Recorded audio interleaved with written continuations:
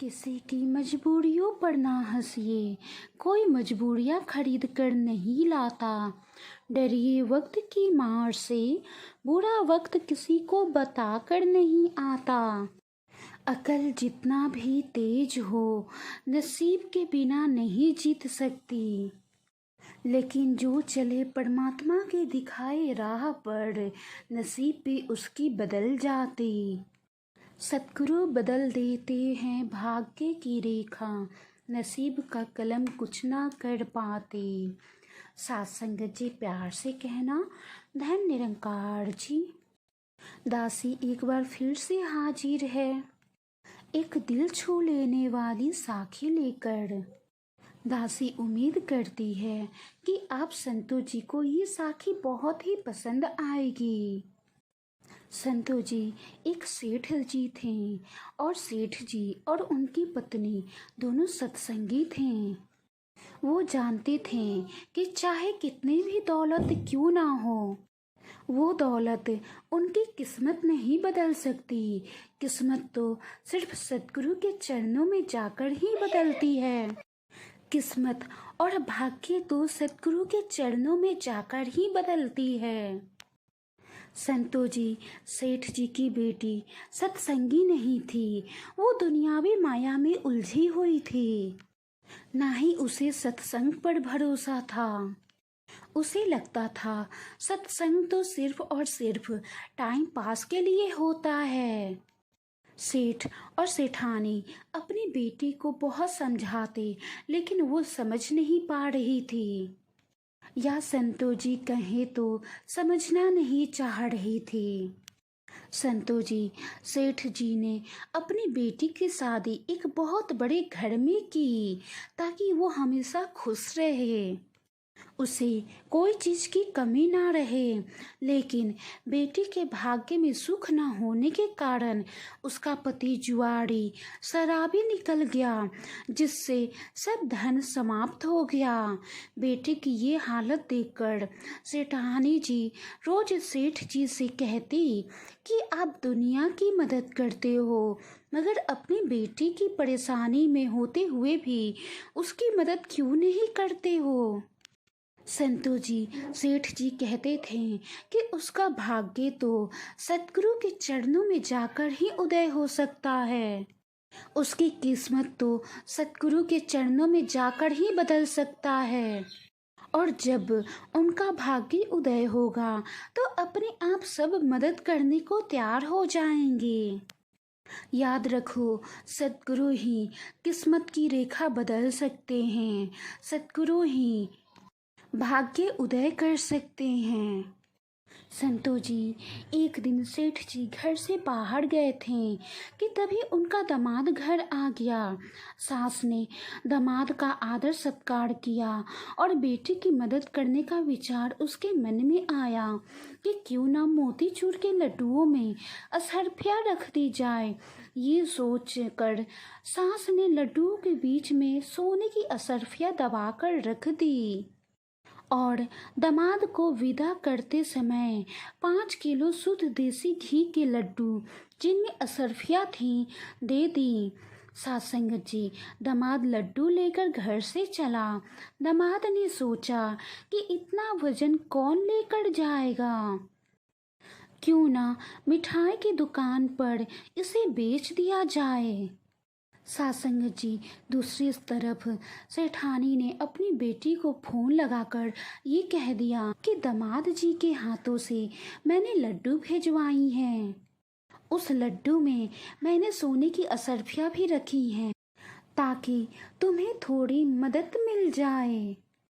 सासंगत जी दूसरी तरफ दामाद ने वो लड्डुओं का पैकेट मिठाई वाले को बेच दिया और पैसे जेब में डालकर चला गया। उधर सेठ जी बाहर से आए तो उन्होंने सोचा घर के लिए मिठाइयों की दुकान में से मोतीचूर के लड्डू लेता चलूं, और सेठ जी ने दुकानदार से लड्डू मांगे। मिठाई वाले ने वही लड्डू का पैकेट सेठ जी को वापस बेच दिया। सासंगत जी सेठ जी लड्डू लेकर घर आए सेठानी ने जब लड्डुओं का वही पैकेट देखा तो सेठानी ने लड्डू फोड़कर देखे। असरफियाँ देखकर अपना माथा पीट लिया।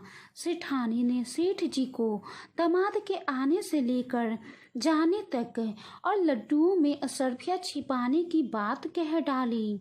सेठ जी बोले कि भाग्यवान, मैंने पहले ही समझाया था कि अभी उनका भाग्य नहीं जागा है।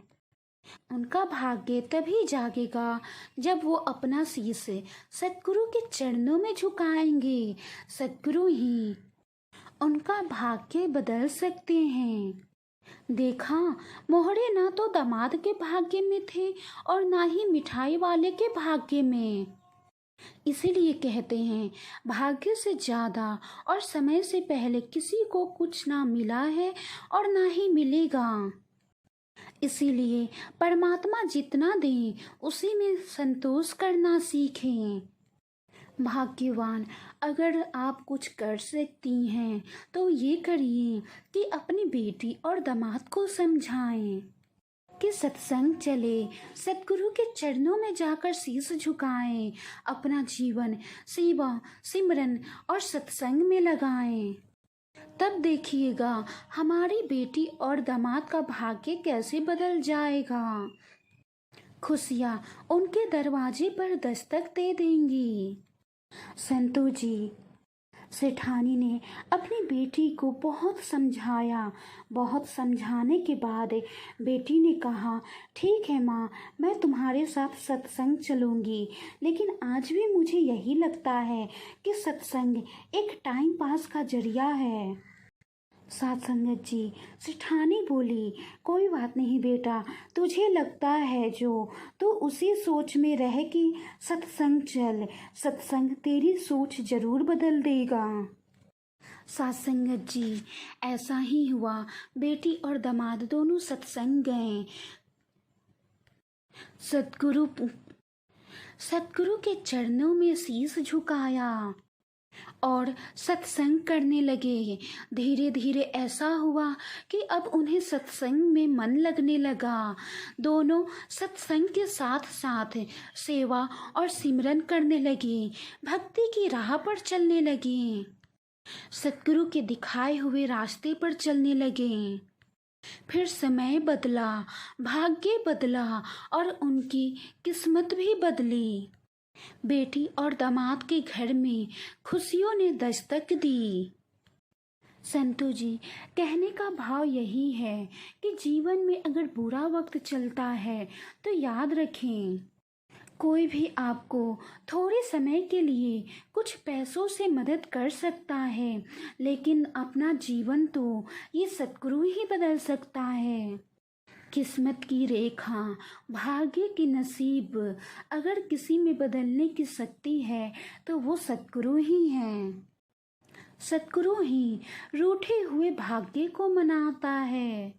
साथ संगत जी, सतगुरु के चरणों में जो जाकर शीश झुकाएगा उनका बेड़ा पार हो जाएगा।